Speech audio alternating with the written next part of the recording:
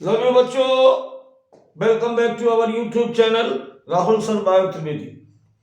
तो सबसे पहले बेटा एक आज इंफॉर्मेशन या इंफॉर्मेटिव बुलेटिन है आपके लिए और बड़ी खुशखबरी है। बार बार बच्चे हमसे कह रहे थे सर केवल आप 11th क्लास पढ़ाए जा रहे हो, तो अब वो खुशखबरी है कि अब आपको 11th के साथ साथ 12th क्लास की भी डीपीपी कराई जाएगी भीम बैच में, ठीक है। और उससे भी बड़ी एक खुशखबरी ये है कि बॉटनी के साथ साथ अब हम लोग क्या करेंगे बेटा, जूलॉजी भी पढ़ेंगे, यानी अब पूरी बायोलॉजी को आपके कवर किया जाएगा।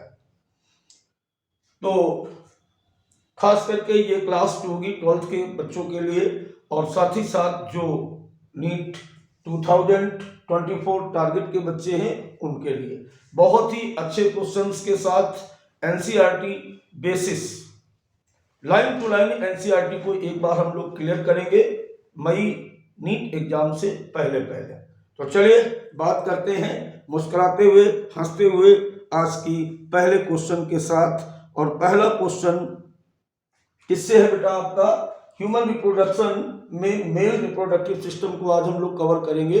तो पहला क्वेश्चन अभी आपके सामने ये है, पहला क्वेश्चन ये देख रहे हैं, पहला क्वेश्चन आपको दिख रहा है यहाँ पर, the testis are situated outside abdominal cavity within a pouch called urethra, scrotum, penis, none of this. वृषण हमारे शरीर से बाहर एक पाउच के अंदर बंद होते हैं, इन पाउचेस को कहा जाता है, जल्दी से बताइए। तो इसका सही आंसर है बेटा स्क्रोटम। अब जो बच्चे इस बात को भूल गए हैं कि स्क्रोटम क्या होता है उनको एक बार बता दिया जाए। देखो बेटा, आपने देखा होगा मेल रिप्रोडक्टिव सिस्टम में एनसीईआरटी का पेज नंबर 43 देखेंगे जब आप पैराग्राफ ई को, तो वहां पर ह्यूमन रिप्रोडक्शन के बारे में बताया गया। इस प्रकार से जो मेल रिप्रोडक्टिव ऑर्गन्स होते हैं ह्यूमन बींग्स में, वो शरीर से बाहर ऐसे पाउच के अंदर ऐसे बंद दिखाई देते हैं, और इन पाउच को हम लोग कहते हैं स्क्रोटम। इसे हम कहते हैं स्क्रोटम। क्या बोलते हैं बेटा, इसको स्क्रोटम कहते हैं। और इसके अंदर जो ये रचनाएं आपको दिख रही हैं, ये बेटा है टेस्टिस। तो ये तो बात हो गई क्वेश्चंस की, कुछ बातें और करते चले। टॉपिक के साथ साथ आपका मैं कवर करूंगा टॉपिक भी। तो बेटा यहां पर जो स्क्रोटम है, ओवरी जो होती है फीमेल्स में बॉडी के अंदर होती है, जबकि टेस्टिस ह्यूमन बींग्स में मेल में बाहर होते हैं। इसका रीजन क्या है? इसका रीजन ये है कि गुड स्पर्मेटोजेनेसिस के लिए टेस्टिस को कम टेम्परेचर की आवश्यकता होती, 2.5 Celsius less than body temperature required for the good spermatogenesis. इसलिए बच्चों जो टेस्टिस होते हैं वो शरीर से बाहर स्क्रोटम या स्क्रोटल सैक भी कहते हैं, इसके अंदर ये उपस्थित होते हैं। चलिए अब हम लोग बात करेंगे सेकंड क्वेश्चन की। सेकंड क्वेश्चन की अगर बात करेंगे, यहां पर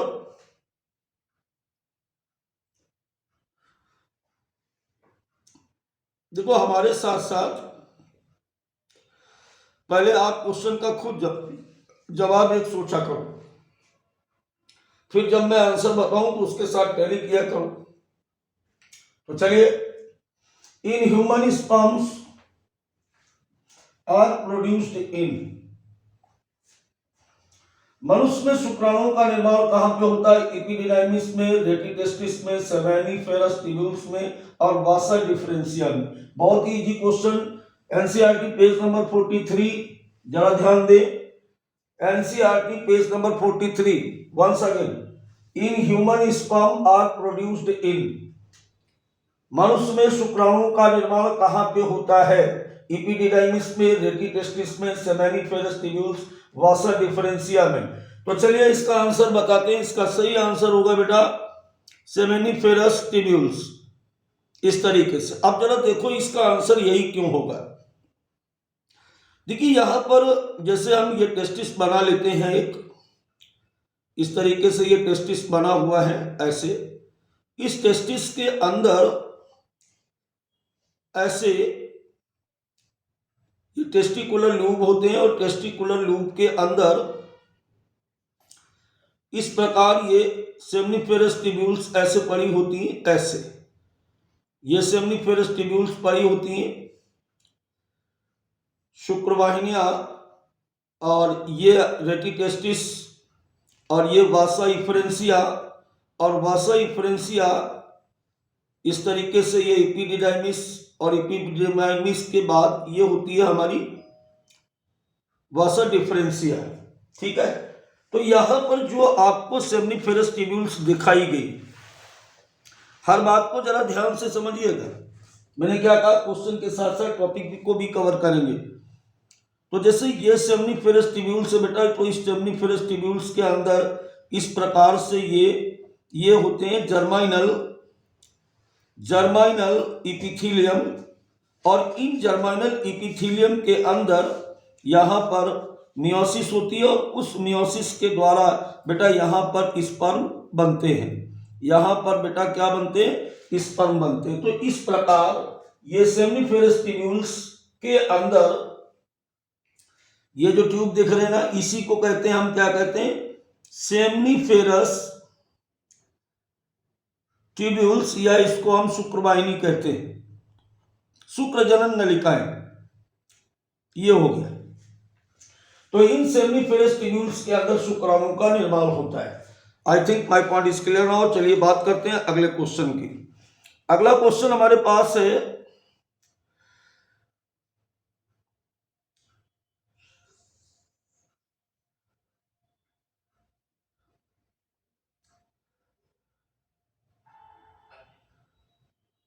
दिख गया अच्छे से, पढ़ के देखिए एक बार क्या लिखा है।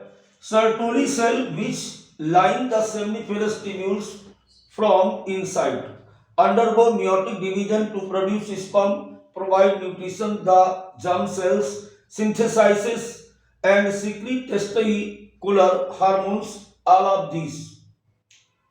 देखिए इसकी हिंदी अगर देखने वाली बात हो कि शुक्रवाहिनियों के अंदर, शुक्र नलिकाओं के अंदर सर्टोली सेल्स पाई जाती हैं। इनका काम है, ये अर्धसूत्री कोशिका विभाजन के द्वारा शुक्राणु बनाती हैं।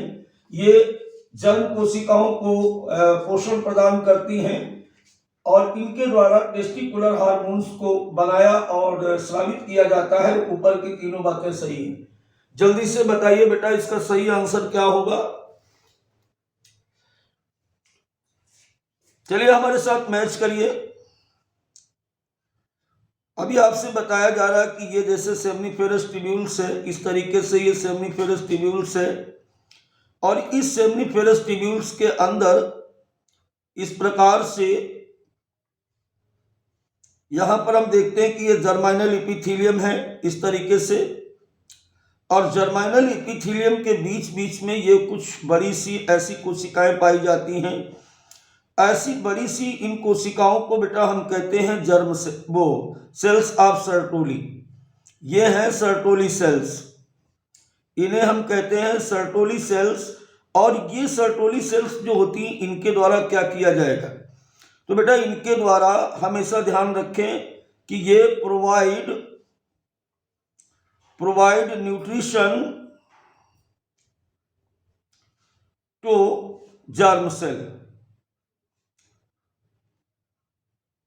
Right, provide nutrition to germ cells. यानी इसके आधार पर इसका आंसर क्या हो गया बेटा, इसका आंसर हो जाएगा बी, सेल्स ऑफ सर्टोली, जो कि सेमनीफेरस ट्यूब्यूल्स के अंदर पाई जाती हैं। ये जर्म सेल्स को पोषण प्रदान करती हैं। आंसर इसका राइट हो जाएगा बेटा सी। तो चलिए बात करेंगे अब हम लोग यहां पर नेक्स्ट पॉइंट की। अगला क्वेश्चन हमारे पास है, वेरी गुड क्वेश्चन, और ये क्वेश्चन तो कई बार बोर्ड में भी आया है। थोड़ा सा छोटा कर लेते हैं तो ये आपको और अच्छे से दिखेगा। ऐसे देखिए एक डायग्राम बना हुआ है, refer to the given figure showing sectional view of seminiferous tubules in the figure some part are labeled as A, B, C and D. Identify the part which provides nutrition to the developing sperm. देखिए बेटा यहाँ पर आप देखें page number 44 NCERT का, तो ये diagram आपको वहां से लिया गया है। दिया गया चित्र जो है वो सेमनीफेरस ट्यूब्यूल्स का एक सेक्शन काट है यहाँ पर, जिसमें ABCD इस तरीके से ABCD इस तरीके से आपको दिखाए गए हैं। तो पूछा ये जा रहा है कि identify the part which provide nutrition to the developing sperm. इसमें से कौन सा भाग है जो क्या करता है, पोषण प्रदान करता है, विकसित होते हुए शुक्राणुओं को पोषण प्रदान करता है। चलिए जल्दी से बताइए।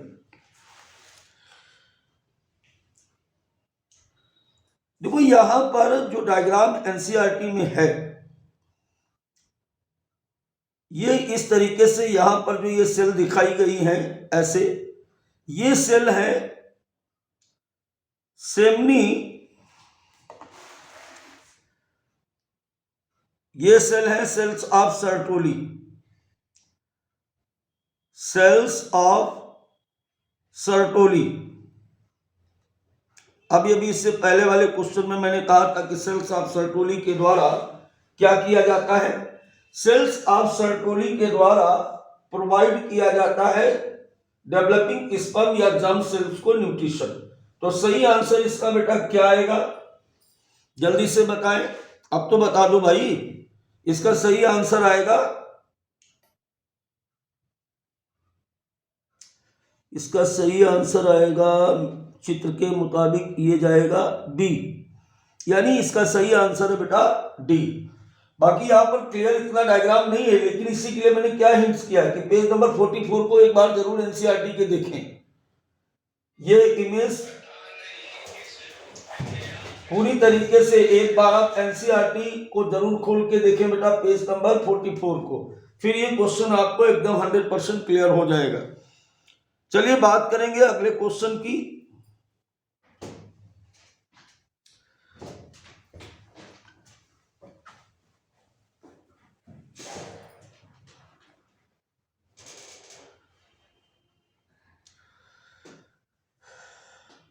मेल रिप्रोडक्टिव सिस्टम में ही रहेंगे हम आज। The region outside the seminiferous tubules that contain Leydig cells are called interstitial space, antrum, scrotum, none of these. Page number 43 NCERT. जल्दी जल्दी, आप 11th के नहीं है जो बहुत ज्यादा आपको समझाया जाएगा। क्या पूछा जा रहा है कि सेमनीफेरस ट्यूब्यूल्स के बाहर टेस्टिस का वो क्षेत्र जहां पर लीडिंग सेल्स या इंटरस्टिशियल सेल्स पाई जाती है उसको हम कहते क्या है, इंटरस्टिशियल स्पेस कहते हैं, एंट्रम कहते हैं, स्क्रोटम कहते हैं, इनमें से कोई नहीं। जल्दी से बताइए, इसका सही आंसर है 5 का ए। अब क्यों है, देखो जैसे ये आपका टेस्टिस है और टेस्टिस में बेटा इस तरीके से ये सेमनीफेरस ट्यूब्यूल्स हैं और इन सेमनीफेरस ट्यूब्यूल्स के बाहर का जो क्षेत्र है, इस बाहर के क्षेत्र में कनेक्टिव टिश्यू होता है और उस कनेक्टिव टिश्यू में इस प्रकार से कुछ ये सेल्स पाई जाती। इन सेल्स का नाम होता है लेडिक सेल्स। इन सेल्स का क्या नाम है, लेडिक सेल्स। इन सेल्स का नाम है लेडिक सेल्स या इंटरस्टिशियल सेल्स। इनके द्वारा मेल हार्मोन टेस्टोस्टेरोन को सीक्रेट किया जाता है, याद आ गया होगा आपको। तो पूछा क्या जा रहा था कि इस स्पेस को क्या कहते हैं, इस स्पेस को हम कहते हैं इंटरस्टिशियल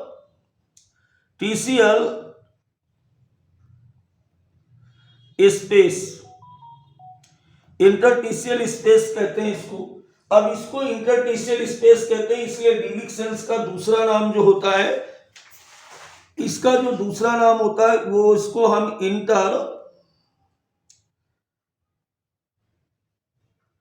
इंटरस्टिशियल सेल्स भी कहते हैं। अंतराली कोशिकाओं भी को, इनको हम क्या बोलते हैं, लीडिक सेल्स को अंतराली कोशिकाएं भी कहते हैं। तो क्वेश्चन क्लियर हो गया। देखो एंट्रम जो होता है वो ओवरी में थर्ड, जब टर्सरी फॉलिकल बनता है तो उसके बीच में एंट्रम होता है, स्क्रोटम में टेस्टिस स्थित होता है, तो ये दोनों होने नहीं। आई think my point is clear now. चलिए बात करेंगे अब हम लोग अगले क्वेश्चन नंबर 6 की। क्वेश्चन नंबर 6 की अगर बात की जाए तो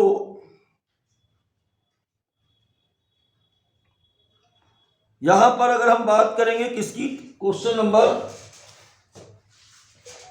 नंबर 6 की बात करें अगर, क्वेश्चन नंबर 6 बेटा है testicular hormones called androgen are secreted by. देखो टेस्टिकुलर हार्मोन्स एंड्रोजन और टेस्टोस्टेरोन एक ही होता है, इनमें से किसके द्वारा स्रावित किया जाता है, इंटरस्टिशियल सेल्स के द्वारा, लीडिंग सेल्स के द्वारा, सर्टोरी सेल्स के द्वारा, बोथ ए एंड बी। जल्दी बोलो, जल्दी आंसर बताओ बेटा। देखिए इसका आंसर जो है वो आएगा बोथ ए एंड बी। क्यों आएगा इसका आंसर, क्योंकि बेटा इसलिए आएगा इसका आंसर बोथ, क्योंकि पहले भी मैंने अभी थोड़ी देर पहले कहा था कि लीडिंग सेल्स को ही हम इंटरस्टिशियल सेल्स कहते हैं। तो जब दोनों सेल एक ही हैं तो दोनों से ही क्या निकलेगा, एंड्रोजन निकल सकता है। ये देखो तीनों नाम, एंड्रोजन, टेस्टिकुलर हार्मोन्स, और यहां पर बेटा हम इसको टेस्टोस्टेरॉन भी कह सकते हैं। और ये तीनों एक ही हार्मोन के नाम है। क्लियर हुआ, जो कि इंटरस्टिशियल सेल्स या लीडिंग सेल्स के द्वारा सीक्रेट किए जाते हैं। बात करेंगे क्वेश्चन नंबर 7 की। क्वेश्चन नंबर 7 बेटा हमारे पास है,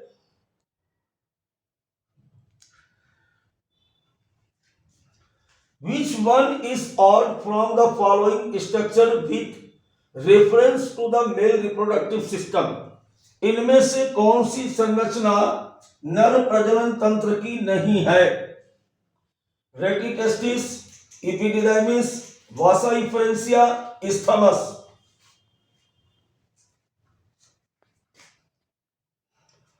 तो रेटिटेस्टिस, एपिडिडाइमिस, वासा इफ्रेंसिया और इस्थमस, जल्दी से बताएं बेटा। देखिए इसका सही आंसर है इस्थमस। क्यों, क्योंकि आपको अभी मैंने क्या कहा था, ये टेस्टिस को दोबारा से देखिए। टेस्टिस को अगर आप दोबारा से देखोगे तो इसके अंदर ये इस तरीके से, यहां पर हम देखेंगे तो इस तरीके से ये टेस्टिकुलर लोब्यूल्स होते हैं। और टेस्टिकुलर लोब्यूल्स के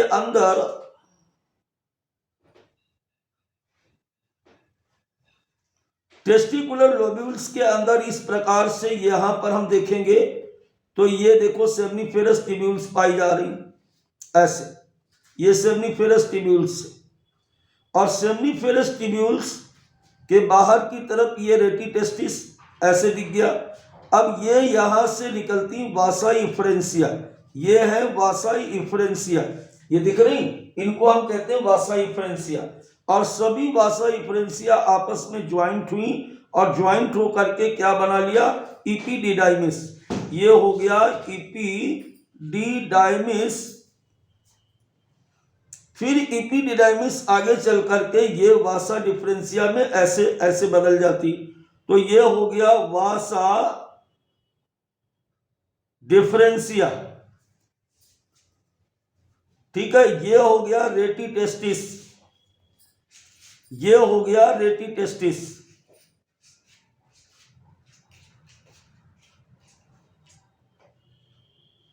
ठीक, तो ये सारी रचना यानी इपिडिडाइमिस, रेटिटेस्टिस, वासा डिफरेंसिया, और ये हो गया वासा इफरेंसिया। यहां पर ये हो जाएगा इफरेंसिया। ये रचना जो आप देख रहे हो इसको कहते हैं वासा इफरेंसिया, ये वाली स्ट्रक्चर जो आपको दिख रही। क्लियर हुई बात। इस्थमस जो होता है ये पाया जाता है फीमेल रिप्रोडक्टिव सिस्टम में, एम्पुला, इस्थमस, है ना, ये कहां पे होती है, ये होती है फैलोपियन ट्यूब में। तो is the part of female reproductive part system, ना कि mail reproductive system. I think clear हुआ। चलिए बात करेंगे अगले क्वेश्चन नंबर 8 की। क्वेश्चन नंबर 8 शानदार question. The vas deferens open into urethra as, NCERT exemplar page number 43, epididymis, ejaculatory duct, efferent ductules और यूरेटर। जल्दी से बोलो, जल्दी से बोलो बेटा, जल्दी से बोलो। क्वेश्चन नंबर 8, यूरेथ्रा में वासा इफ्रेंसिया किसके थ्रू खुलती है, इपिडिडाइमिस के द्वारा, इजाकुलेटरी डक्ट के द्वारा, या इफरेंट डक्टल के द्वारा, यूरेटर के द्वारा। देखो यहां पर बात को समझो आप, इस बात को समझना जरा। जैसे हम ये मान लेते हैं कि ये टेस्टिस से, अब टेस्टिस से बाहर क्या निकला, ये निकला यहां पर, ये क्या निकली, ये निकली इपिडिडाइमिस। फिर इपिडिडाइमिस ये इस तरीके से ऐसे, ये हो गई वासा डिफरेंशिया। अब वासा डिफरेंशिया आगे चल करके ये इजाकुलेटरी डक्ट में ऐसे बदल जाती है, और इजाकुलेटरी डक्ट जो है वो यूरेथ्रा में दोनों तरफ से ऐसे आकर के ऐसे खुलती है ऐसे, और ये यूरेथ्रा नीचे की तरफ ऐसे चला जाता है ऐसे।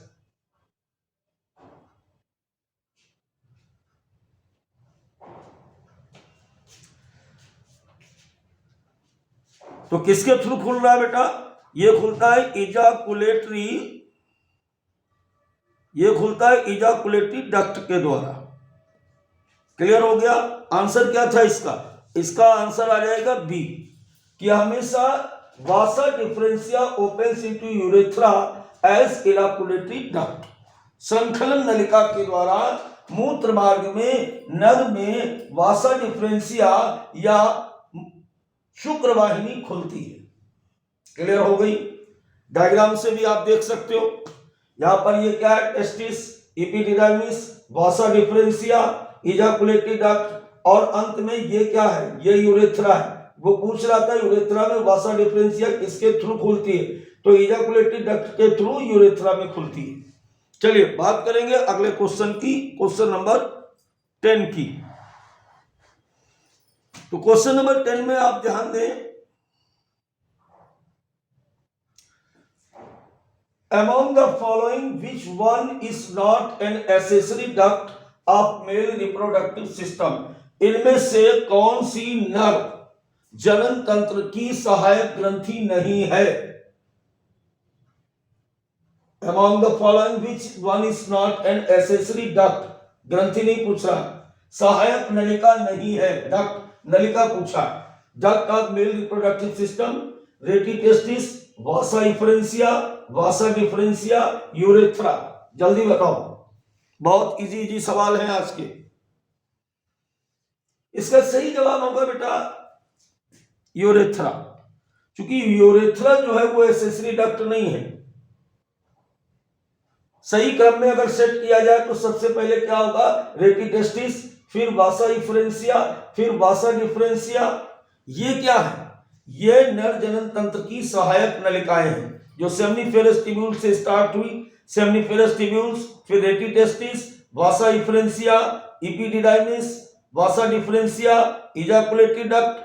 ये सारी जो नलिकाएं थी, ये नलिकाएं नर जनन तंत्र का नलिका तंत्र की व्यवस्था है, लेकिन यूरेथ्रा उसका पार्ट नहीं है।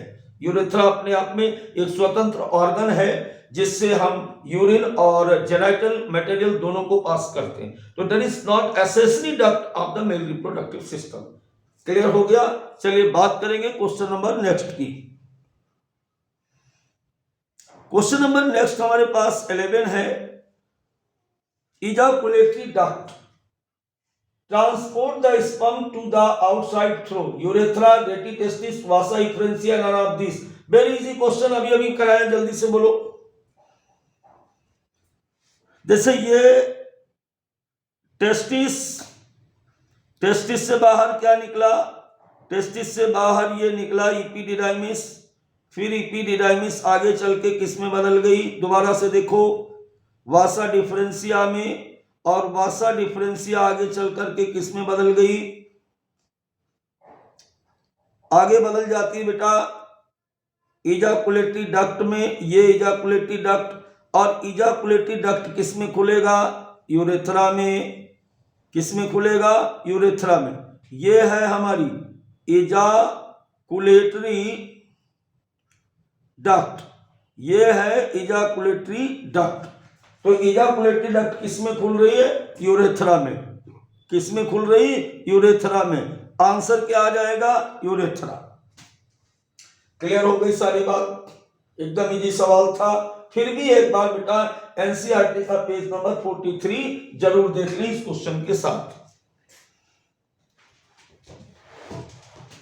अब हम लोग बात करेंगे, क्वेश्चन अपने पास ये वाला है, थोड़ा सा इसको बड़ा किया गया ताकि आप भी स्पष्ट रूप से देख सको। और ये जो क्वेश्चन होता है, ऐसे क्वेश्चन में एक ही क्वेश्चन में सारी बातें पूछ ली जाती है। Refer to the given figure and choose the correct option for the part labelled as A B C and D. दिए गए चित्र जो है मानव जनन तंत्र के हैं, इनमें से सही सेलेक्ट करें और सेलेक्ट करने के बाद जो टेबल दी गई इसमें ऑप्शन को सेलेक्ट करना है। जल्दी से बताइए, चलो लेवल करो, जल्दी जल्दी लेवल करो। देखो ए की अगर बात करें, उतनी देर से हम लोग बात कर रहे थे, तो ए क्या यहां पर हो जाएगा, ए का नाम है वासा डिफरेंशिया। ए का नाम है वासा डिफरेंस, ये हो गया हमारा ए। अब इसके बाद बी की अगर बात करो तो बी होता है सेमाइनल वेस्किल्स, ये है सेमाइनल वेस्किल्स, शुक्राशय। अब अगर सी की बात करो तो सी बेटा है प्रोस्टेट ग्लैंड, इसको क्या बोलते हैं, प्रोस्टेट ग्लैंड, ठीक है। अब बचा हमारे पास डी, तो डी होती है बल्बो यूरेथ्रल ग्लैंड, क्या होगी बेटा ये, बल्बो यूरेथ्रल ग्लैंड्स। तो नंबर 1 पे ए, फिर इसके बाद 2, फिर इसके बाद 3 और 3 के बाद ये 4। चलो मिलाते हैं। 1 नंबर पे वासा डिफरेंशिया किसमें लिखा है, तो दोनों 2 में लिखा है, इसका मतलब आंसर ए या बी में से कोई है। फिर बी में हम देखते हैं तो सेमाइनल वेस्किल्स किसमें आ रहा है, बी में, तो सेमाइनल वेस्किल केवल इसी में है, ज्यादा मिलाने की जरूरत नहीं है, सीधे आंसर आपका आ जाएगा ए। इसका सही आंसर क्या आएगा बेटा, A. I think my point is clear now, पूरी बात सबको समझ में आ गई। इस तरीके से इसको मैच कराना था, और ये क्वेश्चन बोर्ड के लिए भी बहुत एग्जाम्पल, बहुत क्या हो सकता है, इंपॉर्टेंट हो सकता है। वहां पर पूरा डायग्राम बना करके सारी लेवलिंग करने के लिए आएगी। आप पेज नंबर 43 जरूर देखें बेटा, पेज नंबर 43 एनसीईआरटी का जरूर पढ़ लें। चलिए बात करेंगे अगले क्वेश्चन की। बहुत ही बेहतरीन सवाल, फिर से एक बार क्वेश्चन है, match the part given in column first to the their characteristic feature in column second and choose the correct option for the code given below. इसमें कहा जा रहा है कि इधर एक ऑर्गन बताया गया जिसके फंक्शन इधर है, इनको सही सही आपको मैच कराना और नीचे वाले कोडिंग में आपको सेलेक्ट करना। जल्दी से बताइए, क्वेश्चन नंबर 13 जल्दी से बताइए, चलो मैच करते हैं। सबसे पहले पेनिस की बात कर रहा है, तो लूज फोल्ड ऑफ स्किन नहीं होगा, मेल एक्सटर्नल जेनेटिलिया ये है, तो पेनिस क्या होता है, मेल एक्सटर्नल जेनेटिलिया होता है, यानी ए का 2। फिर ग्लांस पेनिस क्या है, ग्लांस पेनिस की अगर बात करें तो एक्सटर्नल ओपनिंग यूरेथ्रा नहीं होगा। In large end of penis, तो बी का हो जाएगा चौथा। फिर सी की बात करें तो foreskin is the loose fold of skin around the penis, यानी इसका आंसर आ जाएगा सी। फिर यूरेथ्रल मीटस, अब तो यही बच रहा, तो इस हिसाब से 1 का 2, यहां पर देखो 1 का 2 आ रहा है, A का 2 हो गया, B का 4, तो B का 4 यहां पर दिख रहा है, B का 4 यहां पे भी दिख रहा है, तो C भी हो सकता है, D के आंसर क्लियर नहीं हो रहे। इसके बाद C की बात करें तो C का आएगा पहला, तो C का पहला, D का 3, तो D का 3, यानी आंसर क्या है बेटा इसका आंसर आएगा फर्स्ट। क्लियर हो गया, क्लियर हो गया। पेज नंबर 43 देखेंगे, सारी बात क्लियर। देखो एनसीईआरटी का मेल रिप्रोडक्टिव सिस्टम के लिए पेज नंबर 43 पढ़ना बहुत जरूरी है, सारे क्वेश्चन आज वहीं से उठ रहे हैं। चलिए बात करेंगे अब हम लोग नेक्स्ट क्वेश्चन की। अगला क्वेश्चन हमारे पास है urethral meatus is our NCERT exemplar page number 43 the urogenital duct opening of vas deferens into urethra external opening of the urogenital duct muscle surrounding the urogenital duct. जल्दी से बोलो answer, जल्दी बोलो। Page number 43 question number 14।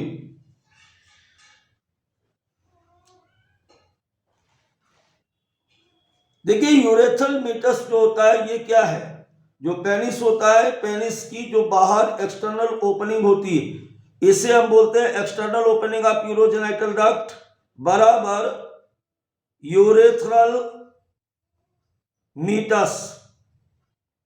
सही answer बेटा क्या हो जाएगा? सी। इसका सही आंसर क्या है? इसका सही आंसर हो जाएगा C. Urethral external opening of the urogenital duct is called urethral meatus. चलिए बात करेंगे क्वेश्चन नंबर 15 की। क्वेश्चन नंबर 15 की बात की जाए तो यहां पर देखिए, among the following which one is not a male accessory gland, इनमें से कौन सी ग्रंथि नर जनन तंत्र की सहायक ग्रंथि नहीं है? Seminal vesicles, ampulla, prostate, bulbo urethral gland. चलता हुआ बताइए, पेज नंबर 43। जल्दी बताओ, जल्दी जल्दी बताओ। इसका सही आंसर आएगा बेटा क्या? एम्पुला। क्योंकि एम्पुला और isthmus is the part of fallopian tube and fallopian tube is the part of female reproductive system. बाकी सेमाइनल वेसिकल, प्रोस्टेट और बल्बो यूरेथ्रल तीनों ही ग्रंथ क्या है? ये तीनों मेल रिप्रोडक्टिव सिस्टम के अंतर्गत आने वाली, मेल रिप्रोडक्टिव सिस्टम के अंतर्गत आने वाली एसेसरी ग्लैंड्स होती। क्लियर हो गई सारी बात? बात करेंगे क्वेश्चन नंबर किसकी? 16 की। तो क्वेश्चन नंबर 16 यहां पर ध्यान दें, फिर से एक बार कोड कॉलम इस तरीके से, मैच द कॉलम फर्स्ट पेड column second feature and choose the correct option from the code given below. जल्दी से आंसर बताओ। Sertoli cells, Leydig cells, epididymis, urethral meatus. देखो बोर्ड में ऐसे कई क्वेश्चन आएंगे एक एक नंबर के, तो इनके काम पूछे जा रहे हैं। Sertoli cells testicular hormone secrete करेंगे? नहीं। External opening urethra? नहीं। Nutrition to the germ cell, ये हो जाएगा। तो ए का हो गया बेटा क्या? ए का हो जाएगा तीसरा। ए का हो जाएगा तीसरा। अभी आपको पहले भी बताया था मैंने कि ए का तीसरा हो जाएगा। ठीक है, अब इसके बाद आ जाइए लीडिंग सेल्स। लीडिंग सेल्स क्या करेगी? टेस्टिकुलर हार्मोन सीक्रेट करेगी। तो 2 का हो जाएगा, 2 का क्या हो जाएगा? 1 का हो गया 3, 2 का हो गया 1, यानी बी का हो जाएगा 1। ऐसा कोई, चलो और मिलाते हैं। एपिडिडाइमिस और यूरेथ्रल मीटस। यूरेथ्रल मीटस क्या है? ये हो जाएगा एपिडिडाइमिस मेल एसेसरी डक्ट, यानी ये हो जाएगा आंसर इसका ए का है 3, फिर इसके बाद बी का आ जाएगा बेटा, बी का क्या है? बी का है 1, फिर इसके बाद सी का हो जाएगा 4 और डी का हो जाएगा 2। इसमें देखिए ये बना 3, 31, 42। 31, 42 कहीं दिख रहा है? 31, 42 कहीं दिख रहा है बेटा? बी दिख रहा है 31, 42। तो इसका सही आंसर क्या है? बी। आप भी मैच कराइएगा। एक बार फिर से पेज नंबर 43 एनसीईआरटी पर जाकर के जरूर पढ़ें, क्योंकि कितने सारे क्वेश्चंस वहीं से हो रहे हैं बार बार, तो आपको पढ़ना जरूर पड़ेगा भाई।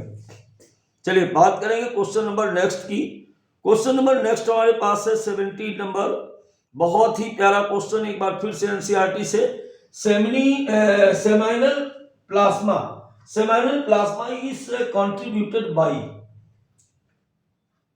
इसका मतलब शुक्राशयी रस किसके द्वारा सीक्रेट किया जाता है, स्रावित किया जाता है? तो सेमाइनल वेसिकल्स के द्वारा, प्रोस्टेट के द्वारा, यूरेथ्रा के द्वारा, बल्बो यूरेथ्रल ग्लैंड के द्वारा। जल्दी से बोलो। सेमाइनल प्लाज्मा शुक्राणुओं के साथ साथ एक फ्लूइड होता है, वो किससे मिलकर के बना होता है? क्वेश्चन ये है, पहले मैंने गलत पढ़ा था। Seminal fluid is secreted by, जल्दी से बोलो। देखो सेमाइनल जो प्लाज्मा है वो सेमाइनल वेसिकल से तो निकलेगा, प्रोस्टेट से भी निकलेगा और बल्बो यूरेथ्रल ग्लैंड से निकलेगा। यूरेथ्रा से कोई भी सिक्रीशन नहीं निकलता है। यूरेथ्रा केवल क्या होता है बेटा? पासिंग होता है। तो सही आंसर इसका क्या आएगा? 1, 2 एंड 4।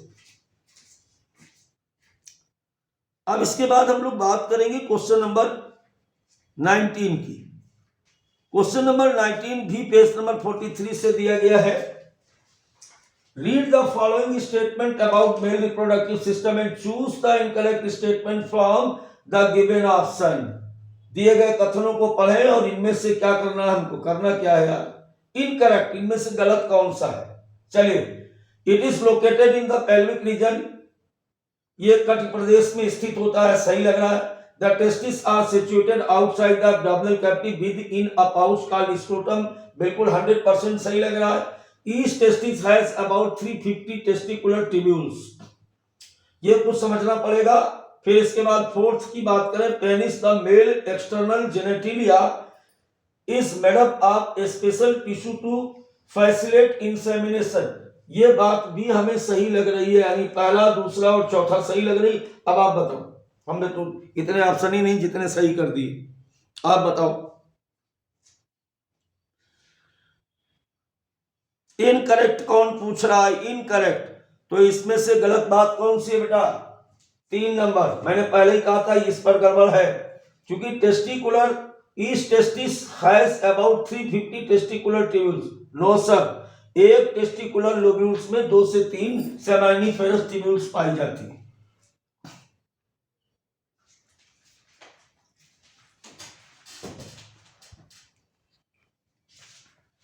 चलिए बात करते हैं अगले क्वेश्चन की। AR वाला क्वेश्चन है, ध्यान से जरा इसको देखेंगे। The scrotum help in the maintaining the low temperature of the testis. अच्छा ठीक है, page number 43। The low temperature of the testis is necessary for spermatogenesis. देखो पहली बात क्या है, एसर्शन में आप देख रहे हैं लिखा हुआ है कि स्क्रोटम जो होता है वो टेस्टिस के टेम्परेचर को कम करता है, लो टेम्परेचर को मेंटेन करता है। दूसरा कह रहा है कि ये लो टेम्परेचर जो होता है ये अच्छी यानी स्पर्मेटोजेनेसिस के लिए आवश्यक है। अब आपको ये बताना है कि दोनों बातें सही है और रीजन भी सही है। इस टाइप में नीचे लिखा है both assertion and reason are true and reason is the correct explanation of assertion। both assertion and reason are true but the reason is not the correct explanation of assertion। assertion is true but reason is false। both assertion and reason are false। जल्दी बताओ बेटा। अगर बात करो तो ये दोनों सही है। देखो पहले भी मैंने कहा था आपसे, सबसे पहला क्वेश्चन यही था कि स्क्रोटम पाउच में टेस्टिस रखे होते हैं और जो हमारे टेस्टिस होते हैं वो शरीर से बाहर इसीलिए होते हैं, किस लिए होते हैं? क्योंकि बॉडी कम टेम्परेचर बॉडी की आवश्यकता होती। तो पहले वाली बात बिल्कुल सही है और उसका सही जो एक्सप्लेन है वो सेकंड है। तो बच्चों इस प्रकार से अब आपको लाइन टू लाइन एनसीईआरटी हम मई से पहले फिर से एक बार करा देंगे। मिलते रहिए, जुड़े रहिए राहुल सर के साथ फिर से। तो चलिए बात करते, एक नई क्लास में फिर मिलेंगे आपको। बाय बाय बच्चों।